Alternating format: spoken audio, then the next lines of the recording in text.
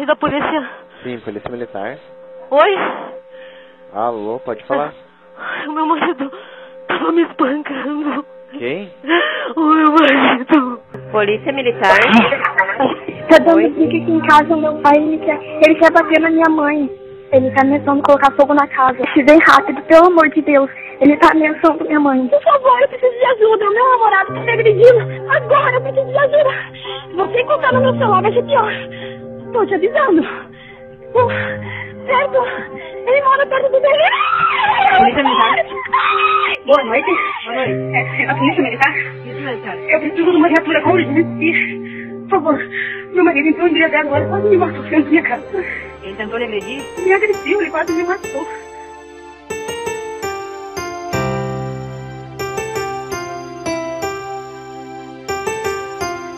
A cada 15 segundos, uma mulher é agredida no Brasil. E a realidade não é nem um pouco cor-de-rosa.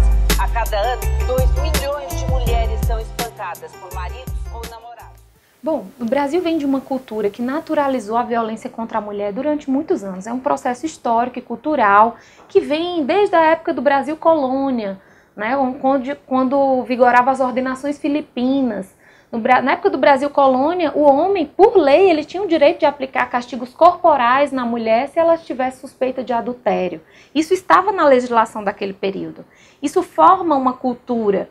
Então, no Código Civil de 1916, o Código Clovis Bevilacqua, a mulher precisava da autorização do marido para poder trabalhar. E a mulher, ela era considerada relativamente incapaz.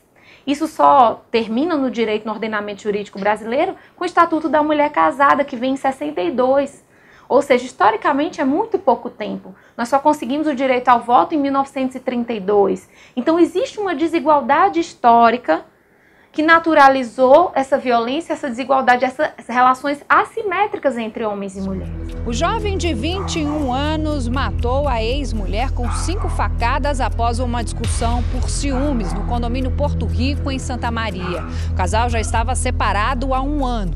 Com frequência, eles se desentendiam e Janaína era agredida por Stefano.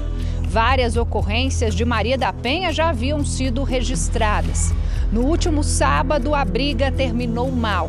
Janaína foi morta na frente das filhas. A Janaína foi minha 4ª pessoa que eu matei, né? Tava acontecendo que eu tava ficando perturbado porque ela mesmo tava provocando. Provocando como? Ela provocava, eu conversava com ela, pedia pra me ver minhas filhas, ela não deixava. Certo dia eu fui no colégio pegar minha filha. Pô, eu sou o pai, não posso pegar minha filha. E no dia que eu fui pegar minha filha no colégio, gerou polícia. Por quê? Se eu sou o pai, não sou um monstro, não. Ele invadiu a casa de madrugada e começou a me agredir enquanto eu ainda dormia. Me acordou com capacetadas. Enquanto eu ia saindo de dentro da casa, ele me agrediu com uma barra de ferro. Eu corri pela rua pedindo socorro. Eu segurava nos portões e chamava por alguém, qualquer pessoa. Se eles poderiam abrir, se eles poderiam chamar a polícia. Eu não tive nenhuma resposta. Esse homem invadiu a minha casa, ele invadia a minha casa durante a noite, arrastando machado, arrastando facão, vestido todo de preto, com touca ninja, ameaçando eu e meu filho que ele iria matar, nos matar, se a gente fosse novamente pedir apoio na delegacia. Se a medida protetiva já houvesse saído naquele mesmo instante, que ela viu que era necessário, que a equipe dela toda, inclusive psicólogos, conversaram com ele, viu que ele era extremamente perigoso, a minha vida teria sido outra a partir daquele momento. Em 30 dias, eu perdi 20 quilos de desespero. Eu não comia, eu não dormia, porque eu ficava em vigília 24 horas. Foi terrível o que eu passei. Que hoje em dia existe as denúncias, todo mundo tem que se envolver com esse problema. É um problema da sociedade, não é só um problema do marido, da mulher, do companheiro e da companheira. Daí a importância de que vizinhos, pessoas que presenciam, se não quiserem se envolver pessoalmente, pode ser feita uma denúncia anônima, pode ligar no 180, pode ligar no 190, agora, ou então pode acolher, ajudar essa mulher a sair dessa situação, né? O que importa é essa mulher buscar ajuda em algum lugar, seja num centro de referência, seja no apoio psicológico, seja numa defensoria pública para receber orientação jurídica sobre aquele problema.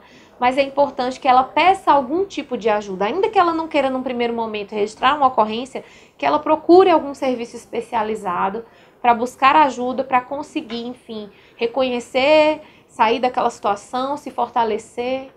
E uma dificuldade que nós temos na violência doméstica é que é um fato meio oculto, meio tolerado pela sociedade, que acontece quase sempre dentro de 4 paredes, dentro de casa, ninguém vê. Então, se ninguém vê, ninguém se ocupa, a ponto da sociedade cunhar o ditado de quem briga de marido e mulher não se mete a colher. Então você deixa a mulher apanhando, que sociedade covarde é essa que deixa a mulher apanhando, sem fazer nada? Eu acordei de manhã, já tive briga com minha esposa, aí discutimos já na parte da manhã, aí fui trabalhar, meu dia no serviço foi muito estressante. Aí de lá eu decidi beber. Bebi, cheguei tarde da noite em casa e ela estava me esperando já no sofá.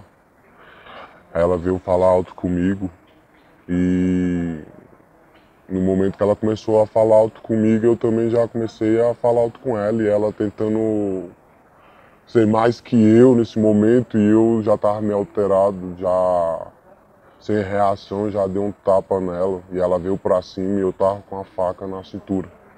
Nesse momento eu já puxei a faca e já pus no pescoço dela e ela automaticamente, acho que na defesa, me empurrando, me mordendo. Quando eu comecei a esfaquear ela, ela começou a gritar e os irmãos dela chegou, aí me separou, aí chamaram a polícia. Ainda que ele haja por egoísmo, ainda que ele haja por orgulho, ainda que ele haja por machismo, ele não tem direito de praticar esse crime. Então, feminicídio passional, com essa história de que a paixão justifica o feminicídio, não existe. O problema da violência contra a mulher é um problema cultural, né? Numa sociedade patriarcal, né, partindo do questionamento, numa sociedade patriarcal, existe um pensamento e um raciocínio, muitas das vezes, de mulher sendo propriedade do homem, de mulher tendo que se submeter ao homem, etc. e tal. Então, muitas das vezes a gente vê que esse pensamento é um pensamento que gera a sensação do agressor de proprietário da mulher como um bem e gera violência. O homem justifica esse crime porque ele é homem, porque ele é o dono da mulher, porque ela tem que fazer o que ele quer, porque ele que manda. Então, quer dizer, é nítido a gente ver nessa questão social e cultural a superioridade masculina, né? O homem realmente ele enxerga a mulher como um ser inferior, então por ela ser inferior, ele é o dono dela e ele faz com ela exatamente o que ele quiser. Então não é um crime passional, né? É um crime originado por essa cultura, por essa cultura que a gente está inserido. Por que eu sinto o direito de bater nela? Porque ela é minha mulher, eu que sustento a casa, eu que mando na casa. O Brasil é o 5º país do mundo com a maior taxa de assassinatos de mulheres. E esse tipo de crime tem nome, feminicídio. Nomear os casos é o primeiro passo para mudar essa realidade e combater as práticas que estão enraizadas nas relações pessoais e na nossa cultura. Para se dar visibilidade a essa nova compreensão da morte dessas mulheres, era necessário uma tipificação legal, não é? E por isso o feminicídio em 2007 começou a ser inserido nas legislações penais e foi inserido primeiramente na Costa Rica e depois numa série de países pela América Latina e finalmente em 2015 o 16º país da América Latina a inserir o feminicídio no Código Penal foi o Brasil, o último país, né, de forma atrasada. Por que de forma atrasada? Porque o Brasil é o 5º país num ranking de 83 países na matança de mulheres, no ranking de feminicídios. É um país que mata muitas mulheres, não é? Então, o primeiro objetivo era esse, dar visibilidade ao problema da violência contra a mulher, em especial a violência fatal, que é o feminicídio, e levar esse debate à sociedade. Obrigar os atores do sistema de segurança pública, que são as polícias, e do sistema de justiça, que são o Judiciário, Ministério Público, Advocacia, Defensoria Pública, a incorporarem a perspectiva de gênero, tão necessária para se compreender adequadamente esses casos. Carla Silva Sá Lopes, policial civil, foi encontrada morta depois de 2 dias desaparecida. A suspeita é de que o autor do crime tenha sido o marido, um policial da reserva. Segundo a polícia, Joey Bellarmino, dos Reis, de 18 anos, foi quem atirou e matou a mulher, amando do ex-marido dela, Rogério Trindade Couto, de 38 anos. Durante uma rápida conversa com os delegados, não negou e nem confirmou ter matado a companheira. Disse que desde o domingo estava escondido em uma cidade de Goiás. Edilson é suspeito de matar a esposa, Marília Jane de Souza, de 58 anos, com um tiro no peito depois de uma briga entre o casal. O crime foi na casa onde eles moravam, aqui no Recanto das Emas. Um ex-marido que não aceitava o fim do relacionamento e as frequentes brigas terminaram em morte. A dona de casa, Adriana Castro, de 40 anos, é mais uma vítima de feminicídio. Os moradores da quadra 415 Sul, Bloco T, continuam assustados. O corpo de Carla Zandoná foi encontrado no gramado daqui. A suspeita é que ela tenha sido empurrada pelo marido, Jonas Zandoná, da janela do apartamento em que moravam. Algumas pessoas chegaram a ouvir uma discussão minutos antes do crime. A técnica legislativa utilizada para a tipificação do feminicídio na América Latina, ela varia muito de país para país. Cada país tipificou de uma forma. No Brasil, essa figura penal foi tipificada na forma de qualificadora. O que são as qualificadoras? São circunstâncias, em princípio mais gravosas, que fazem com que a pena do crime de homicídio seja maior. O homicídio simples no Brasil é punido com pena de 6 a 20 anos. E o homicídio qualificado é com pena de 12 a 30. Nós temos um rol de qualificadoras. E ali foi acrescentada uma qualificadora, a qualificadora do feminicídio, que diz, quando o homicídio é cometido contra a mulher por razões da condição do sexo feminino, pena 12 a 30 anos. Agora, vocês me perguntarão, o que são razões da condição do sexo feminino? A própria lei faz interpretação autêntica e diz o que são razões da condição do sexo feminino. Ela, mais embaixo, no parágrafo 2º-A, diz, considera-se razões da condição do sexo feminino, que há razões da condição do sexo feminino, quando o crime envolve 1. Violência doméstica e familiar contra a mulher, ou seja, todos os casos de Lei Maria da Penha. 2. Menosprezo ou discriminação à condição da mulher. Era uma tragédia prestes a acontecer. A voz no áudio é de Jéssica Lainara Silva. A garota morta aos 25 anos de idade pelo ex-namorado em um crime caracterizado como feminicídio. Ronan Menezes do Rego teria matado por ciúmes. A polícia do Paraná indiciou hoje por homicídio qualificado o biólogo Luiz Felipe Manweiler, viúvo da advogada Tatiane Spitzner. Ela foi encontrada morta no apartamento do casal, no interior do estado. Luiz Felipe Manweiler foi indiciado por homicídio qualificado por motivo torpe e meio cruel, que não deu chance de defesa à vítima. O delegado que cuida do caso também indiciou o marido de Tatiane Spitzner pela suspeita de ter mudado a cena do crime ao apagar manchas de sangue, roubar o carro da advogada para a fuga e por feminicídio, crime de ódio pelo fato de a vítima ser mulher. Sim, eu acho que o legislador agiu corretamente para tirar essa questão da invisibilidade, porque antes entrava tudo ali na mesma vala do homicídio e a gente tinha... As mortes dos homens são diferentes das mortes das mulheres. O feminicídio é a morte por você ser mulher. Geralmente é um crime de ódio, está relacionado ao poder, está relacionado, enfim, a um sentimento de posse, muitas vezes. Então, não é... Tem gente que fala, isso é considerar a vida do homem menos importante do que a vida da mulher. Não concordo com essa afirmação. Eu acho que homens e mulheres morrem de forma diferente. Geralmente o homem morre no espaço público e as mulheres morrem no espaço privado. Geralmente morrem dentro de casa e as mortes das mulheres são praticadas pelos seus parceiros íntimos. Então, quando o legislador trouxe essa qualificadora do homicídio, o feminicídio, eu acho que andou bem o legislador ao criar essa nova figura para que a gente possa dar visibilidade a esse fenômeno. Eu bati o carro, porque devido à situação, né? A imagem da minha esposa pulando da sacada, não sei da minha cabeça, mas ainda fica martelando, né? A mesma imagem, porque eu sou inocente, eu amo muito.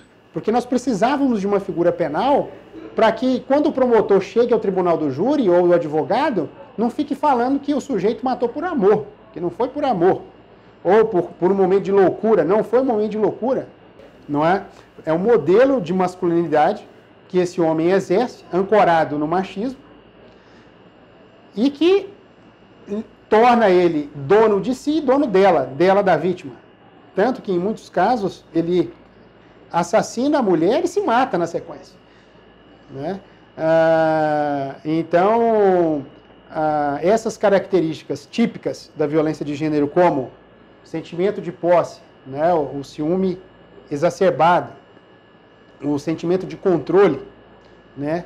Da mulher, a vigilância constante, com quem a mulher está, o que ela está fazendo, o que ela fez ou deixou de fazer, com quem que ela anda, com quem que ela não anda.